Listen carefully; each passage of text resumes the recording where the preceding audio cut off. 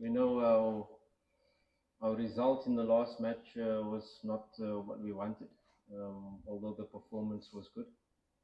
I think to concede the goal late in the 89th minute to make it 2-0 makes the tie. Can I bring it closer again?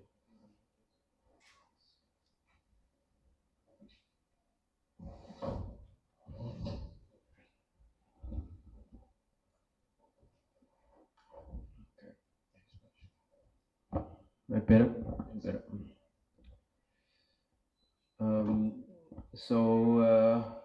Our approach in this game to turn over the result and qualify.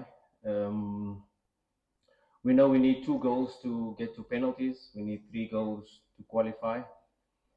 Very important is in this match is to keep a clean sheet, because if they do score 1, we need to score 4.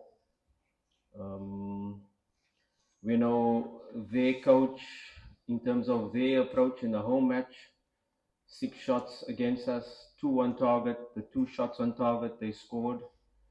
I'm sure if you say we had that stats and not 18 shots and 7 on target, that was our stats for an away team, but they got a 2-0. We are definitely not going with the approach of getting 2 shots on target and scoring 2. We will have the approach of trying to create as many as possible. And of course, we have to be very wary with the counter-attack threat, because they've got good quality players like Salah Mohsin, they've got El Rouge, that is called Ben Yusuf, they've got Dirmoum that is playing in behind, they got Ahmed Ali, okay, he's not traveling, they got Makhlouf in the midfield. So very players that are good on the transition, and we know in the last 89th minute we conceded from a transition. So we have to be very wary in terms of our rest defense, in terms of when we are trying to put pressure on them, when we are trying to create chances to score, that we don't lose concentration and concede a goal on the counter attack. So our approach is very clear. We need 3 goals to qualify, but we have worked the whole week to say let us try to score 4, because we know 1 goal conceded will require us to do so. Questions to Coach Fadlu? From PMTV. Coach, by referring to the previous game, maybe people who were watching the game expected some early changes in terms of substitutions as far as the game was concerned. But we didn't see that happening.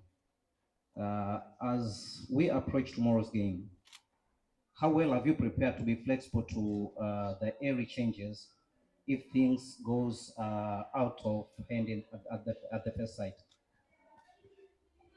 I think I just addressed that in the last point, where these scenarios are going to be important.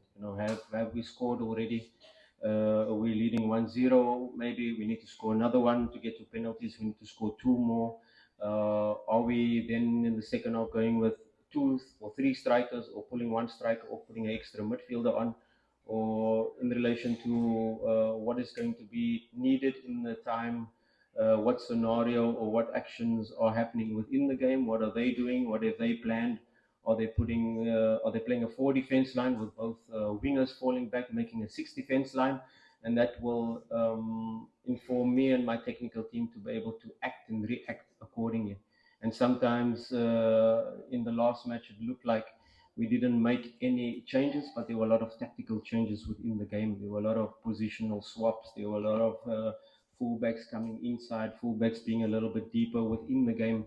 So in the first 10 minutes, for instance, there was already 2 different formations being played in the first 15 minutes where we had to swap it up already. So although you don't see a substitute a lot of the time, there are a lot of structural changes within the game to give us the advantage.